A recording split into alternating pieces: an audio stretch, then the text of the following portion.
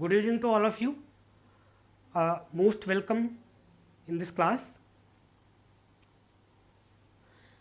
Am I audible? क्या आप लोग मुझे सुन पा रहे हैं? Yes, just give me a comment. Am I audible?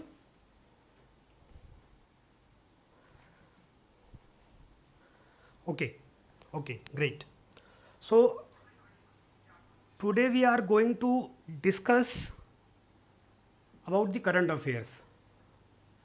As you all know, either UPSC और इन स्टेट सिविल सर्विसेज एग्जामिनेशंस या फिर कोई भी और गवर्नमेंट एग्जामिनेशंस हो, करंट अफेयर्स का बहुत इंपॉर्टेंट रोल होता है. चाहे हम IAS की परीक्षा की बात करें या किसी भी और परीक्षा की बात करें, करंट अफेयर्स बहुत इंपॉर्टेंट होता है. ओके, ठीक है. Hello Mayur, good evening Hitesh, welcome Aman, hello Radha, Aman, Radha, Ansari, welcome, hello Sanjeev, Shantilal. ठीक है, आप सभी का स्वागत है. Welcome to all of you. So today we are going to discuss this topic, how to prepare current affairs for UPSC civil services examinations. Obvious सी बात है, इसमें स्टेट PSC भी इंक्लूड है. ठीक है, कि यूनियन या स्टेट सिविल सर्विसेज एग्जामिनेशंस के लिए करंट अफेयर्स कैसे प्रिपेयर करें. सबसे पहले करंट अफेयर्स के इंपॉर्टेंस की बात करता हूं.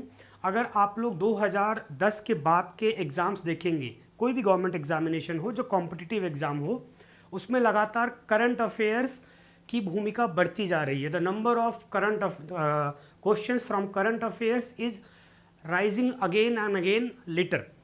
अब मुद्दे की बात है कि क्वेश्चंस की भूमिका बढ़ रही है तो आपको प्रिपेयर भी करना पड़ेगा. इवन UPSC की अगर हम बात करें तो उसमें करंट अफेयर्स एक डिसीजन मेकर की भूमिका निभा रहा है. आपको अगर करंट अफेयर्स की अच्छी नॉलेज है तो आप किसी एग्जामिनेशन में इजीली कट ऑफ मार्क्स है उससे ऊपर जा सकते हैं या उससे नीचे रह सकते हैं. ठीक है, तो करंट अफेयर्स कैसे पढ़ना चाहिए, कौन कौन से चैलेंजेस है, उस पर भी हम लोग बात करेंगे. ठीक है, हमारा जो टॉपिक्स अभी डिस्कस करने वाले हैं हम अगले लगभग 40-45 मिनट या पौने घंटे की क्लास में, उसमें फर्स्ट ऑफ ऑल बहुत इंपॉर्टेंट क्लास है क्योंकि मैं करंट पर आपको आज एक बहुत कॉम्प्रीहेंसिव व्यू देने वाला हूं. सो एक रिक्वेस्ट मैं आप सभी से करूंगा, एक बार सभी जुड़ जाएं और स्टेबल हो जाएं और थोड़ा सा कोशिश करें पेन पेपर लेकर के बैठें. अभी एक प्रॉब्लम हो गई है, जनरली सब कुछ ऑनलाइन है तो हम लेक्चर्स तो सुन लेते हैं पर उस लेक्चर से जो कुछ भी हमको क्रक्स मिलता है वो हम भूल जाते हैं बहुत जल्दी. सो हम हम्बल रिक्वेस्ट कि पेन पेपर लेकर के बैठें. And the second thing is please share the video. इस लिंक को शेयर करें बाकी भी अपने फ्रेंड्स के साथ या ग्रुप्स में, जिसको भी जो तैयारी करें उनको करंट की ज़रूरत है. ठीक है, so we will start the class. अगले पौने घंटे हम इस क्लास में डिस्कस करने वाले हैं जो topics, you can see the topics here. What is current affairs. सबसे पहली बात, करंट अफेयर्स है क्या. क्या जो कुछ भी हमारे चारों तरफ हो रहा है वो करंट अफेयर्स है, कुछ भी नया है वो करंट अफेयर्स है क्या, और उसका एग्जाम में क्या रिलेवेंस है, तो इस पर हम लोग डिस्कस करेंगे. That what is current affairs, actual में ये किस बला का नाम है. ठीक है, the second thing is current affairs का यूज़ कहाँ कहाँ पर है. क्या ये केवल प्रीलिम्स के लिए बेनिफिशियल है, क्या ये केवल मेंस के लिए बेनिफिशियल है, या केवल इंटरव्यू के लिए, या इन सभी के लिए, किसी एक दो के लिए, तो उसका यूज़ क्या क्या है और कहाँ कहाँ हमको ये बेनिफिट देने वाला है. ठीक है, इससे हमको इसकी इंपॉर्टेंस पता लगेगी. देन नेक्स्ट, पढ़े कहाँ से करंट अफेयर्स, क्या क्या हमारे सोर्सेज होने चाहिए. आप सबको बहुत सारे सोर्सेज पता होंगे और हर कोई बहुत सारे सोर्सेज बता रहा है. क्या सबको यूज़ करना है, किसको कितनी क्वांटिटी में यूज़ करना है, कहाँ से क्या चीज़ पढ़नी है. So we will discuss about this. Then time division for current affairs. मैं बार बार कहता रहा हूँ अपने क्लासेज में कि UPSC जैसे एग्जामिनेशंस के लिए स्ट्रेटजी बहुत ज़रूरी है, और जब आप स्ट्रेटजी बनाएंगे तो आपको करंट अफेयर्स के लिए भी स्ट्रेटजी बनानी पड़ेगी. तो कैसे कैसे इसको टाइम दे, कब पढ़ना चाहिए करंट अफेयर्स, पूरे साल पढ़ना है कि कुछ टाइम पढ़ना है, इस पर हम लोग बात करेंगे. Then the next topic is, and the very important topic in the perspective of current affairs, की न्यूज़ व्यूज़, इन दोनों में क्या फ़र्क है. हम लोग अखबार पढ़ते हैं, मैगजीन पढ़ते हैं, उसमें हमको दोनों मिलता है, तो हमें किस पर फोकस करना है. What is the difference between news and views, and one other word issues. What is issues, तो इन तीनों में क्या डिफरेंस है और इनमें क्या इंपॉर्टेंट है, इस पर हम लोग डिस्कस करेंगे. देन हम लोगों ने पढ़ना शुरू कर दिया है, हमने सोर्सेज पता कर लिए, उसके बाद अब नोट्स कैसे बनाएं करंट अफेयर से, ठीक है। तो उसकी बात करेंगे कि प्रॉपर वे क्या होना चाहिए करंट अफेयर्स के लिए नोट्स बनाने का। आफ्टर दैट रिवीजन बहुत ज़रूरी है, इस पर हम लोग बात करने वाले हैं कि कैसे रिवाइज करना, और इसी से जुड़ा हुआ एक टॉपिक है, ये दोनों लगभग अटैच्ड टॉपिक हैं कि रिवीजन करते हुए जो आपने करंट अफेयर्स का नोट्स बनाया है, इतनी पढ़ाई की है, उसको कैसे उसको एग्जीक्यूट करना, या how to employ that current affairs in your study, कैसे वो आपको बेनिफिट देगा फिर एग्जामिनेशंस के अंदर। तो इन सब पर हम लोग डिस्कस करने वाले हैं। Okay, welcome Rohan. ठीक है, am I clear to all of you? Am I clear to all of you? जो टॉपिक्स मैंने डिस्कस किए हैं अभी यहाँ तक क्लियर है सबको? देखिए, रिएक्ट करेंगे तो मुझे लगेगा हाँ सामने बच्चे हैं, तो थोड़ा सा मेरे लिए आसानी हो जाती है। ओके ओके गुड, ठीक है। So let's start. The first thing is what is current affairs. Current affairs क्या है? सबसे इंपॉर्टेंट चीज़ कि एक्चुअल में जिसको हम करंट अफेयर्स कहते हैं वो है क्या। तो बहुत सिंपल इसकी जो डेफिनेशन होगी कि करंट अफेयर्स क्या है, अगर मैं बहुत बहुत सीधी एक लाइन में बताऊं, विच इम्पैक्ट ऑन अस, जो हम पर प्रभाव डाले, जो भी हमको प्रभावित करे। अब ऐसी कोई भी इवेंट, चाहे वो नेशनल हो, इंटरनेशनल हो, इवन वो बहुत रीजनल इवेंट भी हो सकता है, पर अगर उसका इम्पैक्ट नेशन वाइड है तो ऑब्वियस सी बात है वो इम्पॉर्टेंट हो जाता है। अब इसमें इम्पैक्ट ऑन अस, यहाँ अस का मतलब क्या है? तो आप जिस भी एग्जामिनेशन के लिए प्रिपेयर कर रहे हों, मान लीजिए आपको प्रिपेयर करना है किसी स्टेट सर्विसेज के लिए, तो आपको ऑब्वियस सी बात है उस स्टेट की इवेंट्स आपके लिए इंपॉर्टेंट होंगे। ठीक है, अगर आप प्रिपेयर कर रहे हैं यूपीएससी के लिए तो आपके लिए नेशनल चीज़ें भी इंपॉर्टेंट है और इंटरनेशनल भी इंपॉर्टेंट हैं। ठीक है, ऐसे ही अगर कोई और बहुत लोकल रीजनल एग्जाम है तो वहाँ पर फिर रीजनल डिटेल इंपॉर्टेंट होगी। ठीक है, सेम एज हो सकता है कि कोई इवेंट बहुत छोटा हो, एक किसी लोकल प्लेस पे हुआ हो, पर अगर वो बहुत कम टाइम में या अपने किसी कारण से वो नेशनली इम्पैक्ट करना शुरू कर दे। जैसे हम लोग देखते हैं कहीं पर कोई छोटी सी लिंचिंग की घटना होती है, ठीक है, और बाद में वही लिंचिंग की घटना इतनी ज़्यादा बड़ी हो जाती है कि प्रॉपर उस पर एक क्या नाम है, पार्लियामेंट में डिबेट हो जाती है, स्टार्ट हो जाती है, तो ऑब्वियस सी बात है वो वहाँ पर इंपॉर्टेंट हो जाती है। ठीक है, तो कोई भी ऐसा इवेंट जो हमको इम्पैक्ट करे। अब जैसे भाई लालू यादव ने राहुल गांधी जी के बारे में ये कहा, इससे कोई मतलब नहीं है यूपीएससी को, ये पॉलिटिकल डिबेट्स हैं उनकी। हाँ, उसमें कोई पॉलिसी की बात होती है अगर, तो फिर हमारे लिए वो काम की चीज़ होती। दिल्ली के अंदर इस कॉलोनी की वहाँ की स्ट्रीट लाइट ख़राब है, उत्तर प्रदेश के मिर्ज़ापुर के ज़िले में चौराहे पर एक रिक्शे वाले ने दूसरे रिक्शे वाले को मारा। अब ये बहुत नॉर्मल लॉ एंड ऑर्डर की सिचुएशंस हैं, ये करंट अफेयर्स नहीं है, ये पॉलिसी से जुड़ी हुई चीज़ें नहीं हैं, ये पूरे देश को इम्पैक्ट करने वाली चीज़ें नहीं हैं। तो आपको इस सब को नहीं पढ़ना है। इसके अलावा जो चीज़ें होंगी या जो ऐसी होंगी जो इन क्राइटेरियाज़ को पूरी करती हैं वो होंगी करंट अफेयर्स। ठीक है, am I clear? Okay okay, very good. ठीक है, तो current affairs means any event, कोई भी इवेंट ऐसा हो जो ब्रॉड लेवल पर मास को इम्पैक्ट करे या जो फिर हमारी पॉलिसीज़ को प्रभावित करे, पॉलिसी बनाने में जिसका कोई रोल हो अपना, दैट इज़ करंट अफेयर्स। ठीक है, हर चीज़, हर इवेंट, कोई भी छोटी भी घटना करंट अफेयर्स होगी ऐसा बिल्कुल नहीं है। तो जनरली आप लोग न्यूज़पेपर में देखते हैं कि जो सेकंड, थर्ड, फोर्थ पेज होता है वो सिटी के पेज होते हैं, उसमें वहाँ पर नाली ख़राब है, वहाँ पे इलेक्ट्रिसिटी के प्रॉब्लम है, ये छोटे छोटे इश्यूज होते हैं। They are not the current affairs and they are not relevant for any state exam और either UPSC, so you can leave them easily. आपको उनको बहुत ज़्यादा पढ़ने की ज़रूरत नहीं है। ठीक है, आगे इस पर हम डिस्कस करेंगे। तो आई थिंक यहाँ तक सबको क्लियर होगा that what is current affairs. Okay, very good. ठीक है, so the next thing is, ये पहला हो गया, इसको ध्यान रखिएगा कि कोई भी इवेंट करंट अफेयर्स नहीं होता है जिसका अपना इम्पैक्ट हो, वो करंट अफेयर्स होता है। Then the next thing is, अगली बात, यूज ऑफ करंट अफेयर्स। हमारे लिए इसका उपयोग कहाँ कहाँ पर है, या करंट अफेयर्स को क्यों पढ़ना।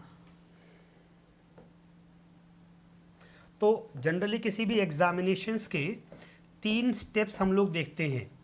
पहला होता है प्री, देन होता है मेंस, अगर मैं सिविल्स की बात करूं तो, एंड देन होता है इंटरव्यू या पर्सनालिटी टेस्ट, इसको यूपीएससी कहता है एक्चुअल में।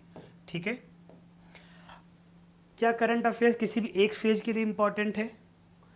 नहीं, करंट अफेयर्स इन सभी के लिए इंपॉर्टेंट है, आइदर प्रीलिम्स, आइदर मेंस और इंटरव्यू और पर्सनालिटी टेस्ट, करंट अफेयर्स सभी के लिए इंपॉर्टेंट है। और इससे बड़ी बात यह है कि जो आपके कोर सब्जेक्ट हैं, core subject means core subject यानी कि जो आपके जीएस के सब्जेक्ट हो गए, ठीक है, चाहे फिर वो प्रीलिम्स के हों या फिर मेंस के, history, geography, polity, economy etcetera, these are core subjects. ये सब भी बिना करंट के बेकार हैं। अगर आपको करंट डेवलपमेंट्स नहीं पता हैं, आपने बहुत अच्छा इतिहास पढ़ा हुआ है, आपका मॉडर्न हिस्ट्री पे बहुत पकड़ है, पर अभी हम देखते हैं कि मेंस के अंदर पोस्ट इंडिपेंडेंस से अच्छे क्वेश्चंस आ रहे हैं। अगर आपको सब्जेक्ट के नॉलेज नहीं है और करंट की नॉलेज है तो भी आप मात खाएंगे। अगर आपको सब्जेक्ट की बहुत अच्छी नॉलेज है और करंट की नॉलेज नहीं है तो नुकसान है। करंट की नॉलेज बहुत अच्छी है और सब्जेक्ट की नहीं है तब भी नुकसान है। तो दोनों ही सिचुएशन में आपका नुकसान है, इसलिए आपको दोनों की नॉलेज होनी चाहिए। अगर आप बात कर रहे हैं इंटरनेशनल रिलेशन की, कहीं पर भी हम लोग आईआर की बात कर रहे हैं, अब आप आईआर की बात अगर बेसिक प्रेजेंट पर्सपेक्टिव में क्यों ना कर रहे हो, जो हमारी मोदी गवर्नमेंट है उसके बारे में क्यों ना कर रहे हो, बट अगर आपको हमारी पॉलिसी नेहरू के टाइम से क्या हुआ करती थी वो नहीं पता है, अगर आपको बीच बीच में जो अलग अलग पॉलिसीज आती गई हैं, चाहे नरसिम्हा राव सर का टाइम हो चाहे इंदिरा गांधी जी का टाइम हो, वो नहीं पता है तो आपके लिए फिर करंट अफेयर्स बेकार है। सेम एज अगर आपको सारी पॉलिसीज पता है बट आपको करंट अफेयर्स नहीं पता है तब भी आपके लिए वो बेकार है, क्योंकि आप दोनों को मैच नहीं कर पाएंगे, दोनों को करेक्ट नहीं कर पाएंगे। इसलिए करंट अफेयर्स इन सभी के लिए इंपॉर्टेंट है। इवन जो पर्सनैलिटी टेस्ट होता है, इंटरव्यू होता है, वहाँ पे इसकी भूमिका और ज़्यादा बढ़ जाती है, इस बात का ध्यान रखिएगा, ठीक है।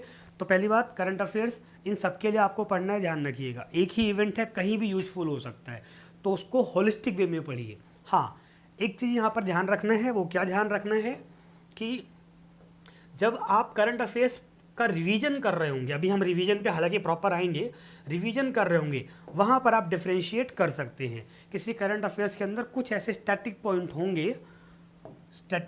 होंगे जो आपके लिए हेल्पफुल हो जाएंगे, कहाँ पर, प्रीलिम्स के अंदर। लेकिन जब आप आंसर राइटिंग कर रहे होंगे तो आपको वहाँ इश्यूज पर फोकस करना होगा। सेम एज पर्सनालिटी टेस्ट के अंदर भी आपको इश्यूज पर फोकस करना होगा, वहाँ पर फोकस करना होगा हमको इशू के ऊपर, एक्चुअल में वो मुद्दा क्या है। तो करंट अफेयर्स हर स्टेज के लिए इंपॉर्टेंट है, पढ़ना इसको कॉम्प्रिहेंसिव वे में है, ठीक है। अब इसके बाद अगली बात करते हैं हम लोग। गुड इवनिंग, वेलकम, ओके, ठीक है। नेक्स्ट है सोर्सेज। करंट अफेयर्स के लिए क्या सोर्स होना चाहिए? One of the biggest question for the UPSC, not only about current affairs but किसी भी सब्जेक्ट की बात करो। जनरली जब हम लोग कोई नया बैच स्टार्ट करते हो, जैसे ही क्लास में एंटर करते हो तो बच्चा सबसे पहले यही पूछता है कि सर इसके लिए कौन कौन सी बुक खरीदें। हम 2 बुक्स बताते हैं, सर और इसके अलावा और क्या ले सकते हैं। तो डियर, इससे पहले इसी टाइम पर रविंद्र सर ने एक सेशन लिया था, उन्होंने भी 1 पॉलिसी बताई थी, 1 स्ट्रेटजी बताई थी कि हर चीज़ के लिए आपको सिंगल सोर्स यूज करना है। करंट अफेयर्स के लिए मैं कह रहा हूँ यहाँ पे भी हमको सिंगल सोर्स यूज करना है। थोड़ा सा चेंज करूँगा कि आपको स्टडी मटेरियल लिमिटेड यूज करना है, तो भी क्या क्या यूज करना है इस पर मैं बात करता हूँ ज़रा, ओके, ठीक है, ओके। हेलो रोहित, ठीक है, आप लोग समझ पा रहे हैं मेरी बात? एक बार मुझे रिएक्ट करते रहिएगा, ठीक है। सो अभी हम बात कर रहे हैं सोर्सेज के बारे में कि हमारे स्रोत क्या क्या होने चाहिए। 2-4 सोर्सेज में बहुत इंपॉर्टेंट हैं जो मैं बताऊंगा आपको। नंबर 1, डेली नेशनल न्यूज़पेपर, कोई भी रोज एक राष्ट्रीय अखबार पढ़ना, नेशनल न्यूज़पेपर पढ़ना, ठीक है।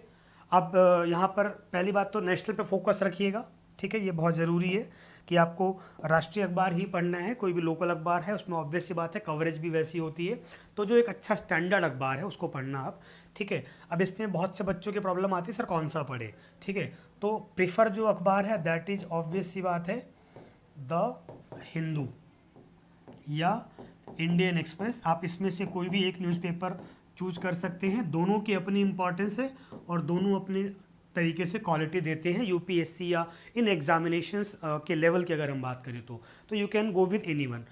बहुत सारे बच्चे अब कहेंगे कि सर हिंदी मीडियम है उसमें कौन सा यूज करें। रोहित कुमार का क्वेश्चन है यूपीएससी 2021 के लिए कब से न्यू बैच स्टार्ट होगा। डियर रोहित, आपको बहुत जल्द इन्फॉर्म कर दिया जाएगा कि उसके लिए कब से नया बैच स्टार्ट हो रहा है। वैसे एक रिसेंटली एक बैच 6 जुलाई से स्टार्ट हो रहा है और वो बैच इक्वली इंपॉर्टेंट है 2020 और 21 के लिए, क्योंकि बहुत ज़्यादा डिफरेंस नहीं बचा है दोनों ही सालों में। ठीक है, तो जो बच्चे हिंदी मीडियम के हैं उनको प्रॉब्लम होती है कि हम कौन सा अखबार यूज करें, so they can prefer any one of either Dainik Jagran national addition, इसका एक राष्ट्रीय संस्करण आता है। एक तो हर सिटी का अपना अपना एडिशन आता है, दिल्ली का अलग आएगा, बनारस का अलग आएगा, भोपाल का अलग आएगा, इंदौर का अलग आएगा। एक नेशनल एडिशन आता है, पूरे देश में एक ही जाता है वो। तो आपको ये वाला पढ़ना है, दैनिक जागरण का नेशनल एडिशन, द राष्ट्रीय संस्करण। इसके अगर आपको ये नहीं अवेलेबल है तो आप कोई भी एक अखबार और पढ़ सकते हैं, जैसे हिंदी का हिंदुस्तान बहुत अच्छा अखबार है, आप उसको प्रिफर कर सकते हैं। सेम एज जनसत्ता भी एक अच्छा अखबार आता है, हालांकि जनसत्ता में थोड़े से कंटेंट की कमी होती है क्योंकि ये पैन इंडिया कवर नहीं करता है, ठीक है, लेकिन अच्छा लेवल बना के रखा है। तो एक हो गया पहला daily newspaper, national newspaper, Hindu या इंडियन एक्सप्रेस, इसमें से कोई एक ले सकते हैं। जिसको अंग्रेजी पढ़ने में प्रॉब्लम है they can go with Hindi these newspapers. मैं प्रिफर करूंगा या आप सबसे मैं कहूँगा कि कोशिश करें कि आप जाएं इंग्लिश अखबार के साथ ही।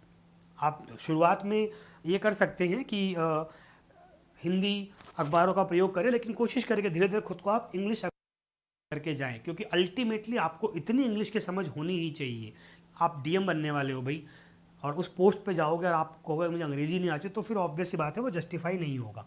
ठीक है, तो पहला हो गया। The second thing is monthly magazine, ये बहुत इंपॉर्टेंट है। आप न्यूज़पेपर पढ़ेंगे, उसका सब्स्टिट्यूट मैगजीन नहीं है, ध्यान रखिएगा, वो तब भी पढ़ना है। और आप ये कहें कि मैं मैगजीन पढ़ रहा हूँ मैं अखबार छोड़ सकता हूँ, नहीं, बिल्कुल नहीं। दोनों की अपनी इंपॉर्टेंस है और आपको दोनों ही पढ़ना है। ठीक है, इसका अपना रोल है। अब इसमें ये हो सकता है कि कौन सी मैगजीन पढ़ें, तो डिपेंड ऑन कि आपका मीडियम क्या है और आपके वहाँ कौन सी अवेलेबल है। ठीक है, क्रॉनिकल वेरी गुड मैगजीन, ठीक है, दृष्टि आईएएस की मैगजीन भी अच्छी आ रही है। तो आप कोई भी जो आपको ठीक लगे। बहुत लोग बच्चे पीडी पढ़ते हैं, प्रतियोगिता दर्पण, हाँ प्रतियोगिता दर्पण आप पढ़ सकते हैं, इट्स अ गुड मैगजीन। लेकिन अगर आप केवल सिविल की तैयारी कर रहे हो तो फिर आपको इनमें से कोई प्रीफर करना चाहिए। प्रतियोगिता दर्पण एक जनरल मैगजीन है जो सभी कॉम्पिटिशन्स के लिए इक्वली यूजफुल होती है। अगर आप बाकी भी एग्जाम्स की प्रिपरेशन साथ साथ कर रहे हो, पैरेलली कर रहे हो, तो फिर आप पीडी यूज कर सकते हो। ठीक है, तो ये दो जो नेशनल लेवल की मैगजीन्स हैं मैं उनको प्रीफर करता हूँ। Then the third one is,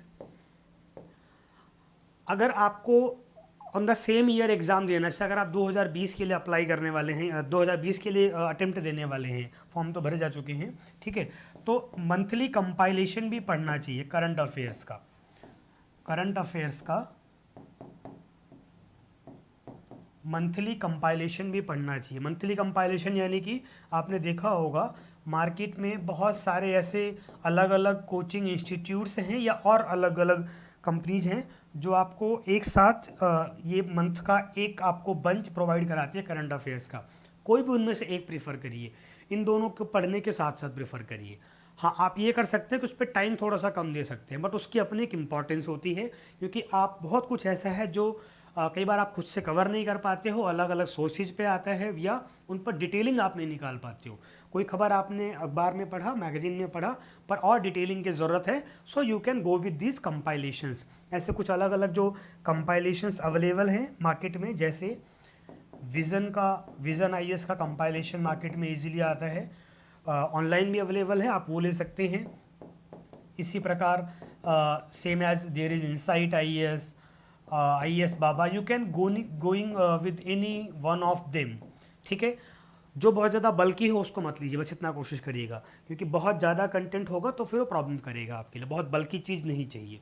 ठीक है, ये तीन चीज़ें हो गई, डेली न्यूज़पेपर, मंथली मैगजीन और मंथली कंपाइलेशन। इसके साथ में कुछ वैल्यू एडिड चीज़ें हैं जो आपको और ज़्यादा इन्हेंस करेंगी लैंग्वेज के लेवल पर, नॉलेज के लेवल पर और एनालिसिस के लेवल पर। ठीक है, तो वो क्या हो सकती हैं, आई एम गोइंग हेयर, ये हो सकती हैं।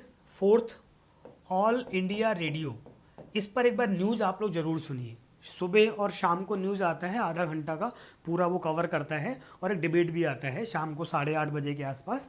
तो इस पर आप न्यूज़ सुने। अच्छी बात यह है कि ये हिंदी और इंग्लिश दोनों में अवेलेबल होता है, आपका मीडियम कुछ भी हो, डजंट मैटर। तो इसको आप ज़रूर सुने, ऑल इंडिया रेडियो को, ठीक है। Fifth, follow some government websites, कुछ गवर्नमेंट वेबसाइट्स को फॉलो करिए। इसको आपको रेगुलर ये काम नहीं करना है, बीच बीच में जब भी कुछ ऐसा कोई बड़ा इशू आता है या आप किसी एक पर्टिकुलर सब्जेक्ट से गुजर रहे हो, उसको पढ़ रहे हो, तो फिर आप उन वेबसाइट्स पर जा सकते हैं या रेफरेंस के लिए जा सकते हैं। जैसे मिनिस्ट्री ऑफ एक्सटर्नल अफेयर्स की वेबसाइट है, ministry of environment and forest की वेबसाइट है, एग्रीकल्चर मिनिस्ट्री की वेबसाइट है। ये बहुत इंपॉर्टेंट वेबसाइट्स होती हैं, बहुत सारा वहाँ पे डेटा, बहुत सारी रिपोर्ट्स वहाँ पर होती हैं। तो आप बीच बीच में जब भी कोई ऐसी इंपॉर्टेंट चीज़ आए, वहाँ पर जा करके आप उसको ज़रूर पढ़ें, खुद से पढ़ें, उसका अपना एक बेनिफिट होता है। सेम एज राज्यसभा टीवी के बारे में आप सब ने सुना होगा, RS टीवी। इस पर कुछ डिबेट्स आती हैं जो बहुत स्टैंडर्ड लेवल की डिबेट्स होती हैं, ठीक है, उनको आपको सुनना चाहिए। ये डिबेट रोज़ सुनना है ऐसा नहीं है, ठीक है, वीक में 1-2 अच्छी डिबेट्स उस पर आती हैं, आपने उसको एक बार सुना, नोट्स बना लिया, देन दैट इज़ सफिशिएंट, ठीक है। और थोड़ा बहुत ऐसे ही कुछ गवर्नमेंट और पब्लिकेशंस हैं। एक मैगज़ीन आती है योजना मैगज़ीन, एक और मैगज़ीन आती है कुरुक्षेत्र मैगज़ीन। अभी मैं इसको रेगुलर लेकर के पढ़ने को बिल्कुल नहीं कहूँगा कि आपको ये मैगज़ीन हर महीने खरीदना है और पढ़ना है।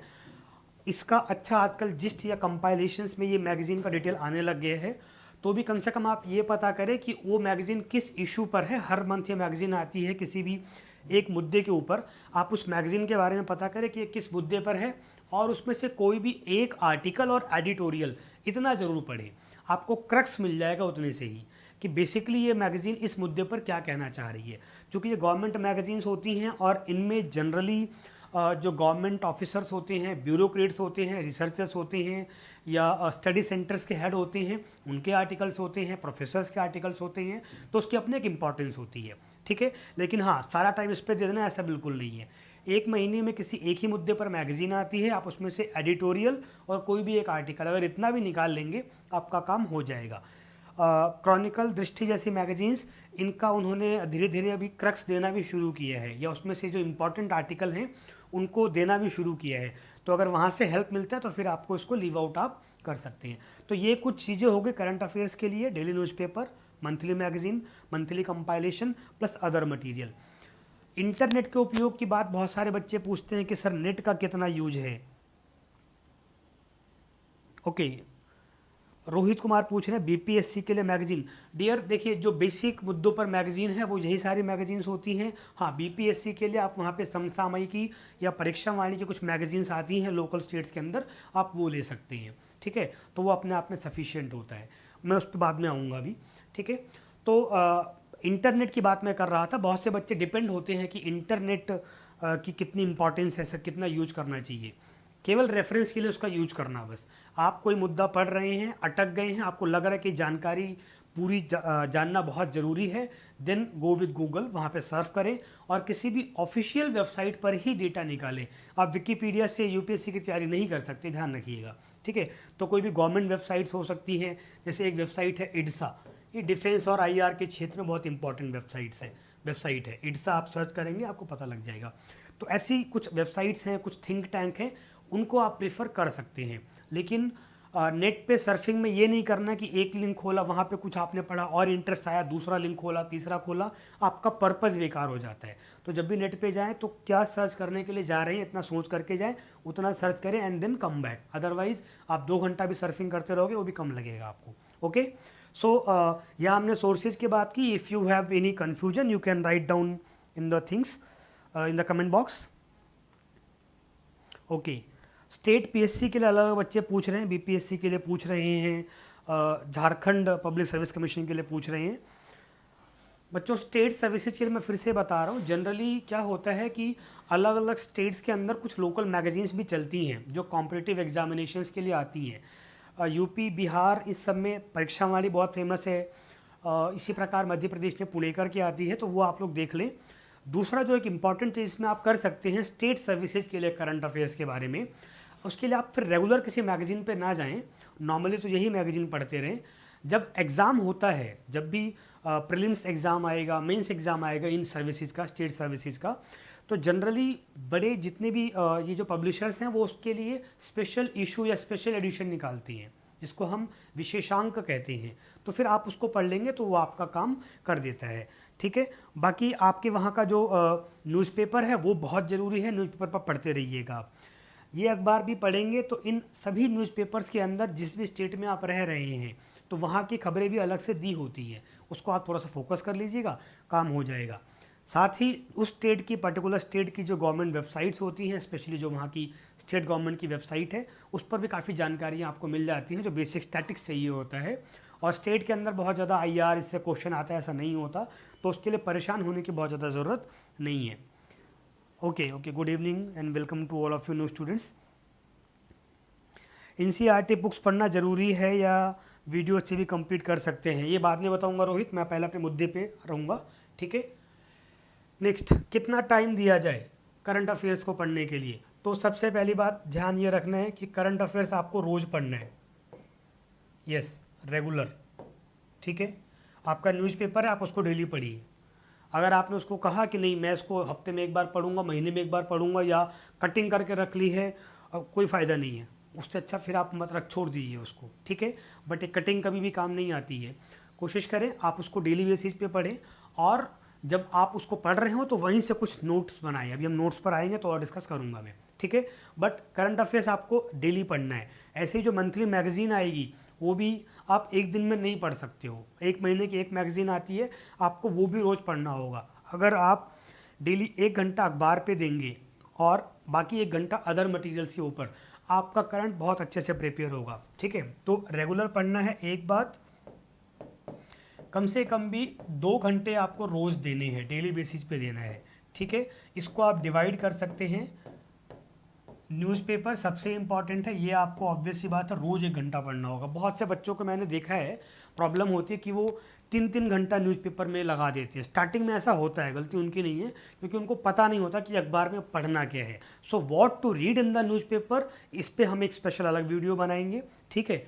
फिलहाल मैं कह रहा हूँ कि न्यूज़पेपर को आप रोज़ 1 घंटे से ऊपर मत दीजिए, ठीक है। आप जब टाइम बाउंड कर लेंगे तो अपने आप ही आप ढूंढना शुरू करेंगे कि मुझे इसमें से क्या छोड़ना है और क्या पढ़ना है, क्योंकि टाइम बाउंडेशन एक फ़िल्टर का काम करता है, ठीक है। एक्स्ट्रा या अनयूजफुल चीज़ों को साइड करना, ठीक है। तो एक न्यूज़पेपर पढ़ना है आपको, और बाकी 1 घंटे के अंदर इसमें आपका मैगज़ीन्स हो गया प्लस अदर मटेरियल हो गया, ठीक है। ये जो मैंने डिबेट्स वगैरह अलग अलग बताई थी, उस सब को लेकर के आप रोज़ाना उसको कर सकते हैं। तो इतना अगर आप रोज़ देंगे that is more than sufficient, ठीक है। इतना ज़रूर देना है, ध्यान रखिएगा, ये कटिंग वटिंग वाला फार्मूला काम करता नहीं है, ठीक है। तो एक तो ये ध्यान रखिएगा। And the second thing is, इसको फिर वीकली रिवाइज करने का प्रैक्टिस करिएगा। कैसे करेंगे बताऊँगा मैं भी नेक्स्ट वीडियो के अंदर। Then difference between news, views and issues, क्या फ़र्क है? कोई मुझे बताएगा न्यूज़, व्यूज़ और इश्यूज में क्या फ़र्क है? रोहित कुमार का क्वेश्चन है, हिस्ट्री ऑप्शनल के लिए भी बताएं कुछ। डियर रोहित, एक बात मैं कहूँगा, डोंट टेक इज अदरवाइज। जब जो चीज़ बताई जा रही है तब उसका बेनिफिट लेना सीखो, ठीक है। Be live in present. अगर अभी हम करंट अफेयर्स पे डिस्कस कर रहे हैं तो उसका बेनिफिट लो, ठीक है। करंट की क्लास में ऑप्शनल की क्लास में करंट, इससे आपको कहीं बेनिफिट नहीं मिलने वाला है, ठीक है। ये भी एक खुद को मैनेज करने का तरीका है, ठीक है। हम लोग डिस्कस करते हैं अलग से ऑप्शनल की स्ट्रेटजी क्या होनी चाहिए, GS कैसे बनना चाहिए, एसेट्रा के ऊपर, ठीक है। So we are talking here about the news, views and issues. Anyone tell what is the difference between these 3 words? इन 3 शब्दों में क्या फ़र्क है? न्यूज़ यानी कि समाचार हो गया, व्यूज़ यानी कि विचार हो गया, और इशूज यानी कि मुद्दा, ठीक है। क्या फ़र्क है इन तीनों में? ठीक है। तो सबसे पहली बात, अगर हम न्यूज़ की बात करें, कोई भी इवेंट या इंसिडेंट वो अपने आप में एक न्यूज़ है। कुछ भी हुआ है वो एक घटना है। प्रधानमंत्री या रक्षा मंत्री राजनाथ सिंह 4 दिन की रूस की यात्रा पर गए, ये अपने आप में एक न्यूज़ है, ये समाचार है, ये एक घटना हुई है, आपको उसकी जानकारी दी गई है, ये एक न्यूज़ है, ठीक है। भारत ने फला टीम को फला रन से क्रिकेट मैच में हराया, ये एक नॉर्मल न्यूज़ है, ठीक है। तो ये न्यूज़ हो गया, इसको आपको पढ़ना है। अब न्यूज़ के अंदर जैसे एग्जाम्पल हम ले लेते हैं, पीएम मोदी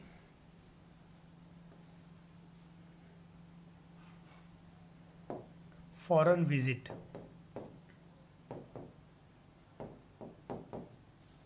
ये अपने आप में एक समाचार हो गया। पीएम मोदी किसी भी देश में अगर यात्रा करने गई हैं, ठीक है। अब इसके अंदर ये हो गई न्यूज़ आपकी, ठीक है, दिस इज द न्यूज़। इसमें व्यूज़ क्या आएगा, तो व्यूज़ इसके अंदर सेम क्या आ जाएगा, वहाँ पर जाकर के उन्होंने जो जो चीज़ें जो जो समझौते किए, जो जो उन्होंने वहाँ पर घोषणाएं की, उसको लेकर के जो अलग अलग एक्सपर्ट होंगे, डिफेंस एक्सपर्ट होंगे या जो हमारे फॉरेन अफेयर्स एक्सपर्ट होंगे, पूर्व राजदूत होते हैं, वो लोग अपने आर्टिकल्स लिखते हैं, ठीक है, आर्टिकल्स देते हैं, स्टेटमेंट्स देते हैं, ये हो जाएगा व्यूज़, ठीक है। ये समाचार हो गया कि प्रधानमंत्री मोदी किसी एक देश की यात्रा पर गए, ठीक है। उसके ऊपर अलग अलग एक्सपर्ट हो गए, न्यूज़पेपर के जो एडिटर्स होते हैं, कोई भी XYZ, उसने कोई बात लिखी, कोई स्टेटमेंट दिया, ये उसका व्यूज़ हो गया। अखबारों के अंदर जो एडिटोरियल पेज होता है, जो बड़े आर्टिकल्स होते हैं, वो उस पर व्यूज़ होते हैं, ठीक है। And the third thing is that is issues. तो अब ये इशूज़ क्या होता है, ठीक है, ये न्यूज़ है, ये व्यूज़ है, इसमें इशू क्या होगा, इशू क्या हो गया, जिस भी कंट्री में गए हैं, मान लीजिए कि वो रशिया के अंदर गए, ठीक है, तो इंडो रशिया रिलेशन, ये हमारा इशू हो गया है। अब वहाँ पर उन्होंने क्या बात की, कैसे कैसे समझौते किए, कोई डिफेंस डील हुई है या कोई और किसी ऑर्गेनाइजेशनल की डील हुई हो, ऐसा कुछ भी हो, वो अपने आप में एक इशू हो गया है। उस डील के पीछे क्या कारण था भाई, अगर उन्होंने मान लीजिए S-400 में अभी डील चल रही है हमारी S-400 वेपन लेने की, तो क्या कारण है कि हम उस वेपन को इतना चाह रहे हैं, 3 साल से डील हुई पड़ी है वो, और स्पीडली उसको चाहते हैं, उसका इम्पैक्ट क्या क्या होगा, हमारे लिए क्या इम्पैक्ट होगा, और कंट्री जो हमारे पड़ोसी देश हैं उनका क्या उस पर रिएक्शन होगा, एसेट्रा एसेट्रा। तो ये अपने आप में प्रॉपर एक इशू हो गया है। तो आपको जनरली न्यूज़ पढ़ने को मिलता है, न्यूज़ आती है नॉर्मली अखबारों के अंदर, और न्यूज़ आने के लगातार कई दिनों बाद तक उस पर व्यूज़ आते रहते हैं, और आपको इन दोनों को पढ़कर फिर इशू समझना होता है। आपको न्यूज़ और व्यूज़ में डिफरेंस करना सीखना होगा। सबके व्यू अलग अलग हो सकते हैं। मिस्टर मोदी ने या प्रधानमंत्री ने कोई भी कदम उठाया है, कोई भी स्कीम लॉन्च की है, कोई उसके सपोर्ट में हो सकता है, कोई उसके विरोध में हो सकता है। आपको दोनों को पढ़ना है, और आपको कोई मतलब भी नहीं है दोनों से, सपोर्ट में कि विरोध में है, आपको एक्चुअल में स्कीम को समझना है। न्यूज़ और व्यूज़ से आप वो समझोगे, और फिर आपको इशूज़ पे फोकस करना है कि एक्चुअल में मुद्दा क्या है वो, ठीक है, इस डील से हम हमारे देश को क्या फ़ायदा है, बेनिफिशियल है कि नहीं है, ठीक है। तो ये ध्यान रखना है, ये फ़र्क जिस दिन करना आप सीख जाएंगे, आपका करंट अफेयर्स बहुत अच्छे से तैयार होता चला जाएगा। And not only for the prelims, आपका सभी क्या नाम है स्टेप्स के लिए, प्रीलिम्स, मेंस, इंटरव्यू, आपका करंट बहुत शानदार तैयार होगा। And I am damn sure कि अगर आप इस तरीके से तैयार करते हैं जहाँ पर आपका फोकस इशू पर होता है, तो ऑब्वियस सी बात है कि आप उसका बेनिफिट मेंस में और भी ज़्यादा ले पाएंगे। ये दोनों आपको प्रीलिम्स के अंदर ही बेनिफिट देंगे, पर मेंस में जो पेपर 3 है, पेपर 2 है, वो सीधा सीधा जुड़ा हुआ करंट अफेयर से, ठीक है। Any question on the point? Okay, issue, main things, very good, exactly. Then the next thing is how to make notes. अब मुद्दे की बात है कि भैया हमने सोर्स डिसाइड कर लिया है, हमने रोज़ 2 घंटे तय कर लिए पढ़ना है, सुबह इस टाइम से इस टाइम तक, ठीक है। हमने हिंदू लगवा लिया, मैगजीन लगवा ली है, न्यूज़ समझ गए क्या होता है, व्यूज़ समझ गए क्या होता है, इश्यूज समझ गए क्या होता है, नोट्स कैसे बनाएं उसका सबसे बड़ी समस्या, कंपाइल कैसे करें उसको, ठीक है। तो 2 तरीके हैं नोट्स बनाने के। नोट्स बनाना बहुत ज़रूरी है। आप हर चीज़ को याद नहीं रख सकते हो। आपने जो चीज़ अब से 6 महीने पहले पढ़ी थी, ऑब्वियस सी बात आप उसको 1 हफ्ते भी याद नहीं रख पाओगे, तो 6 महीने बाद तो बिल्कुल ही पॉसिबल नहीं है, ठीक है। तो नोट्स बनाना बहुत ज़रूरी है। अब नोट्स बनाने का तो 2 तरीका इसका हो सकता है, ये आपके अपने अपने कंफर्ट जोन के ऊपर है। दोनों ही तरीके अपनी जगह प्रॉपर यूजफुल हैं। It's on you that which you prefer, ठीक है। सबसे पहला तरीका कौन सा हो सकता है? ऑनलाइन नोट्स, और दूसरा ऑफलाइन नोट्स। ठीक है। करंट अफेयर्स का ऑनलाइन नोट्स बनाना, ये काम जीएस में बिल्कुल नहीं करना है, ध्यान रखिएगा, सिर्फ करंट का पर्सपेक्टिव से बात कर रहा हूँ मैं। करंट अफेयर्स का ऑनलाइन नोट्स बनाना है, अगर आप कंफर्ट हों और अगर आप टेक फ्रेंडली हों तो ठीक है। तो आपने देखा है कि बहुत सारे नोट्स बनाने के लिए अलग ऐप्स आती हैं, चाहे वो एवर नोट हो या कीप नोट है, वन नोट है, बहुत सारे ऐसे ऐप्स हैं जो फ्री ऐप्स हैं, ठीक है। आप वहाँ क्या कर सकते हैं, कैटेगरी वाइज डिवाइड करना, ठीक है, कैटेगरीज डिवाइड करना, जो हमारी मेजर कैटेगरीज हैं अलग अलग, ठीक है। जैसे पॉलिटी रिलेटेड इश्यूज एक तरफ हो गया, एनवायरनमेंट जो मेजर कैटेगरीज होती हैं, एनवायरनमेंट एक तरफ हो गया, ठीक है, आईआर एक तरफ हो गया, डिफेंस एक तरफ हो गया, गवर्नमेंट स्कीम्स अलग हो सकती हैं, इसी तरीके से इसी तरह साइंस एंड टेक है, वो अपने आप में एक अलग इशू है, और कुछ कुछ आपको इसमें हिस्टोरिकल इवेंट्स वगैरह भी मिल जाएंगे, ठीक है। तो ऐसी कैटेगरीज बनाना, अलग अलग वहाँ फोल्डर्स बनाना बाकायदा, ठीक है, और फिर लगातार उसमें अपडेट करते चले जाना। आज आपने अखबार पढ़ा, आपने अखबार के अंदर कोई भी ऐसी चीज़ पढ़ी, ठीक है, जो आपको लगता है कि करंट के पर्सपेक्टिव से इम्पॉर्टेंट है, देन उसको क्रक्स जो भी आपको समझ में आ रहा है उसको उस फोल्डर में जा कर के, उस टॉपिक के कैटेगरी के फोल्डर में जा कर के वहीं पर उसको नोट डाउन कर देना, ठीक है। तो एक तरीका ये है। दूसरा तरीका क्या हो सकता है, ऑफलाइन नोट्स बनाना। तो उसमें आपको इसके लिए एक नोटबुक या डायरी मेंटेन करनी होगी,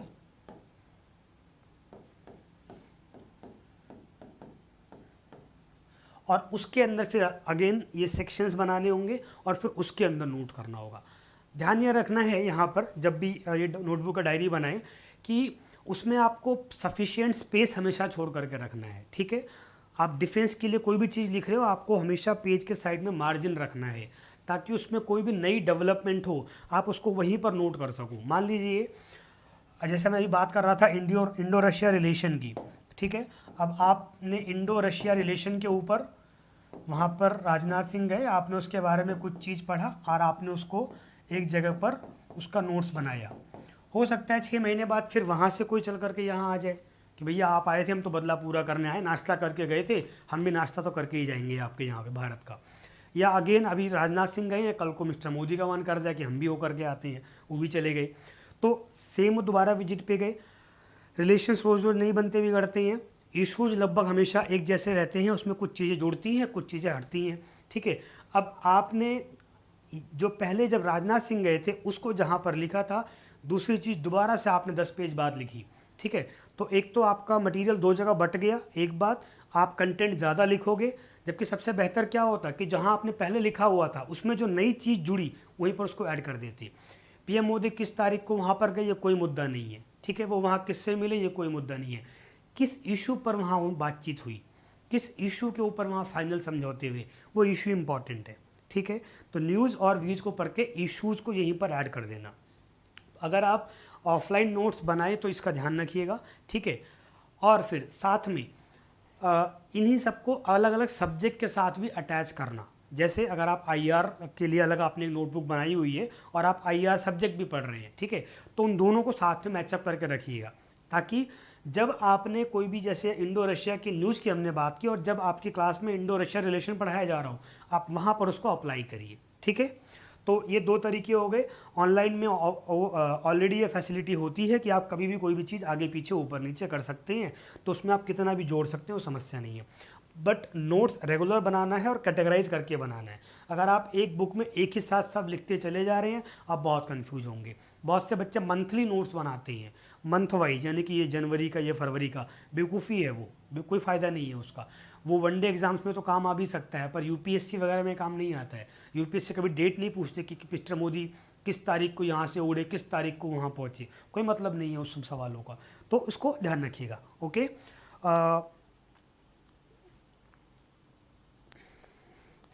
Okay, I find a great question in my comment box from Samrat Shanu. How to control current affairs? Shed some light, sir, please. So you can't, Samrat, you can't control current affairs, ठीक है. You have to conquer that. आप उसको बिल्कुल भी control नहीं कर सकते, ठीक है. इट्स अ ग्रेट क्वेश्चन, ठीक है. नेक्स्ट, रिवीजन इज मस्ट, ये कहने की ज़रूरत नहीं है, ठीक है. आप कोई भी करंट बनाएं उसको एक फिक्स फ्रीक्वेंसी पर रिवाइज करने की आदत बनाएं। आप उसको वीकली रिवाइज करें, आप उसको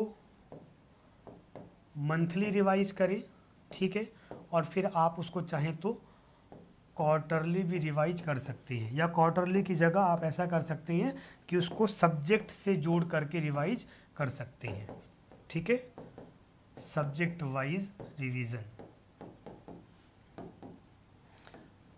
ये बहुत ज़रूरी है रिवीजन। अगर आप लगातार बनाते जा रहे हैं और आप सीधा एग्जामिनेशन से पहले लेकर के बैठे रिवीजन करने, आपको बहुत ज़्यादा बोरियत फील होगी और वो लगभग आपको यूजलेस सा फील होगा।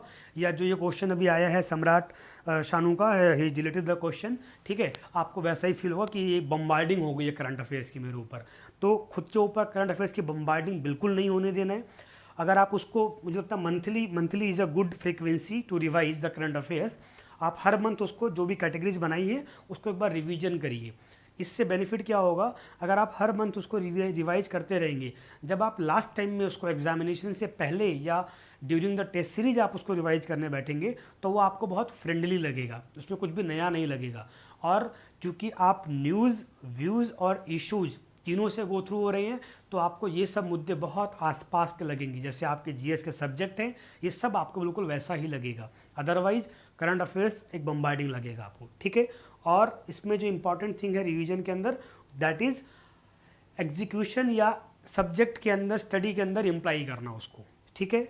अभी आप पॉलिटी सब्जेक्ट पढ़ते हैं और बार बार लक्ष्मीकांत को रटते रहते हैं, ठीक है।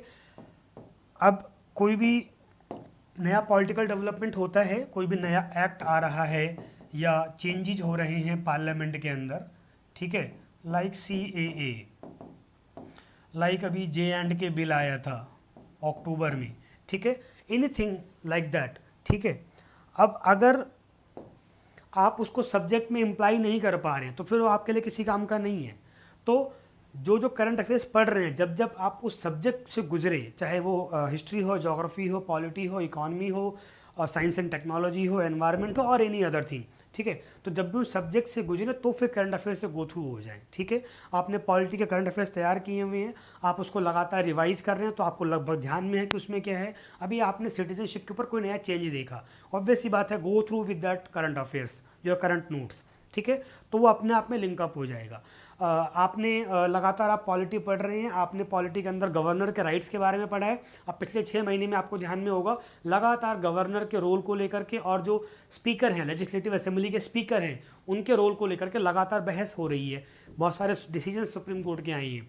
तो जैसे ही आप उन राइट्स के बारे में पढ़ें, go with your current affair notes, ठीक है।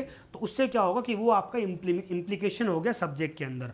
और जब आप इस तरीके से करंट अफेयर्स को पढ़ना शुरू करेंगे, then I can assure you कि करंट अफेयर्स ना ही आपको अजनबी लगेगा, ना आपको परेशान करेगा, बल्कि वो आपके लिए एक प्लस पॉइंट बन जाएगा। और वो प्रीलिम्स हो गया या मेंस हो गया, वहाँ पर आपके लिए बहुत ज़्यादा वो हेल्पफुल हो जाएगा, ठीक है। सेकेंड थिंग, हम लोग टेस्ट सीरीज से गो थ्रू होते हैं, तो जब भी टेस्ट सीरीज दे, एक तो बहुत से बच्चे टेस्ट सीरीज देते नहीं है, उसको देना चाहिए, उसमें मुझे अलग से बताने की ज़रूरत नहीं है, that is must. Test series के अंदर क्वेश्चंस होते हैं सफिशिएंट मात्रा में करंट अफेयर्स के, ठीक है, और फिर उसका एक्सप्लेनेशन आप लोग देखते हैं। इन एक्सप्लेनेशंस को बार बार पढ़ें और वहाँ पर जो भी इशू आ रहा हो करंट अफेयर्स का, again go through your notes, current affairs notes, ठीक है। तो जब आप सब्जेक्ट के साथ लगातार टेस्ट सीरीज के साथ, and the third one is, ये फर्स्ट हो गया था सब्जेक्ट का आपका, this is the first subject, okay, second is test series and third one is current affairs को अपने आंसर राइटिंग का पार्ट बना लीजिए। आप साइंस एंड टेक्नोलॉजी के ऊपर कोई भी चीज़, कोई आंसर राइट कर रहे हैं, आपको डेटाज पता है बहुत सारे, आप उसको अप्लाई करिए वहाँ पर, ठीक है। आप पॉलिटी पे कोई आंसर राइटिंग कर रहे हैं, आपको कोई सुप्रीम कोर्ट के वर्डिक्ट के बारे में पता है, सुप्रीम कोर्ट के निर्णय के बारे में पता है, आप उसको अप्लाई करिए वहाँ पर। आप एनवायरनमेंट के बारे में पढ़ रहे हैं, आपने कोर्ट्स के डिसीजंस सुने हैं, अलग अलग कमेटीज़ की रिपोर्ट पढ़ी है, अप्लाई देम, ठीक है। वरना कोई मतलब नहीं है नोट्स बनाने का, इतना सारा कुछ करने का, अगर आप उसको अप्लाई नहीं कर पा रहे हैं, ठीक है। तो आंसर राइटिंग का पार्ट बनाइए करंट अफेयर्स के डेटाज को, करंट अफेयर्स के जो इश्यूज हैं उनको। इससे दो चीज़ें होंगी, एक आपका करंट रिवाइज हो रहा है एंड सेकंड थिंग आपका जो आंसर राइटिंग है वो वैल्यू एडिड वाला हो जाएगा। और एक बार अगर आपकी आंसर राइटिंग में वैल्यू एडिशन होता है देन ऑब्वियस सी बात है मार्क्स देते टाइम जब इवेल्युएटर जो होगा वो भी आप मार्क्स में अपनी वैल्यू बढ़ाएगा, ऐड करेगा। ठीक है, सो ये तीन तरीके हैं जिसके थ्रू आप जो करंट अफेयर्स है उसको एग्जीक्यूट करिए और इम्प्लाई करिए। ठीक है, सो यहाँ हमने बात की, मैं एक बार आपको ध्यान दिलाता हूँ कि हम लोगों ने किन किन चीज़ों पर भी डिस्कस किया है। ठीक है, and then we will go for the further. Current affairs क्या है, उसका यूज किस किस एग्जाम में कितना है, उसके सोर्सेज क्या क्या होने चाहिए, करंट अफेयर्स के लिए कितना टाइम हमको डिवोट करना चाहिए, न्यूज़ व्यूज़ और इश्यूज में क्या डिफरेंस है और किसकी इंपॉर्टेंस ज़्यादा है, नोट्स कैसे बनाना चाहिए करंट अफेयर्स के, रिवीजन इज मस्ट और करंट अफेयर्स का एग्जीक्यूशन। तो ये जो 5-6 चीज़ें हैं इस पर हम लोगों ने अभी डिस्कशन किया है, बहुत इंपॉर्टेंट चीज़ें हमने की हैं। And again I am saying, अगर आप इस पर्सपेक्टिव से और एक प्रॉपर स्ट्रेटजी बनाकर करंट अफेयर्स को रेगुलर साल भर पढ़ते रहते हैं तो ना ही करंट अफेयर्स आपके लिए बोझ बनेगा, ना ही उसकी बम्बार्डिंग होगी और ना ही आपको एग्जामिनेशन हॉल में लगेगा कि ये चीज़ तो मैंने हाँ पढ़ी तो थी, सुनी तो थी, मालूम नहीं है। ठीक है, और इसके अलावा जो बहुत सारे बच्चे, मैंने बहुत सारे क्वेश्चंस देखे तो सर प्रीलिम्स हो जाता है मेंस नहीं होता है, क्या करें? कारण यही है क्योंकि आप करंट अफेयर्स को इम्प्लाई नहीं कर पाते हैं। अगर आपने ये इम्प्लाई करना शुरू किया, आई कैन अश्योर यू कि आप इजीली 150+ मार्क्स लेकर के आना शुरू करेंगे किसी भी पेपर के अंदर। और अगर आप इतना करते हैं तो ऑब्वियस सी बात है आपका सिलेक्शन श्योर शॉट हो जाता है। ठीक है, so thank you very much to all of you, लगातार इस तरीके से बने रहिए। अभी मैंने कुछ देर पहले ही बताया था कि 6 जुलाई से हमारा यूपीएससी का लाइव कोर्स आने वाला है। सो आप सब उस लाइव कोर्स के लिए adda247.com पर जाकर के देख सकते हैं। ठीक है, विजिट ऑन adda247.com, वहाँ पर ऑल कोर्सेज के अंदर आपको मिलेगा यूपीएससी के अंदर आपको मिल जाएगा यूपीएससी लाइव कोर्स। बहुत अच्छा उस पर ऑफर चल रहा है, तो आज ही जाकर के उस कोर्स को बाय कर लीजिए। उसके अंदर हम लोग current affairs, GS, paper 2 CSET सब कुछ कवर करने वाले हैं। ठीक है, for any other details you can give your comment in the comment box, और जो नंबर से हमारे उस पर भी कांटेक्ट कर सकते हैं। किंग ऑफ दी हार्ट का क्वेश्चन है, डियर न्यूज़पेपर के बारे में बताइए, डेली न्यूज़पेपर के बारे में। डियर मैं पहले ही डिस्कस कर चुका हूँ, आप इसी वीडियो को लाइव खत्म होने के बाद देखेंगे तो ऑब्वियस सी बात है कि आपको उसके बारे में पता चल जाएगा। ठीक है, so wish you all the best and thank you so much, thank you.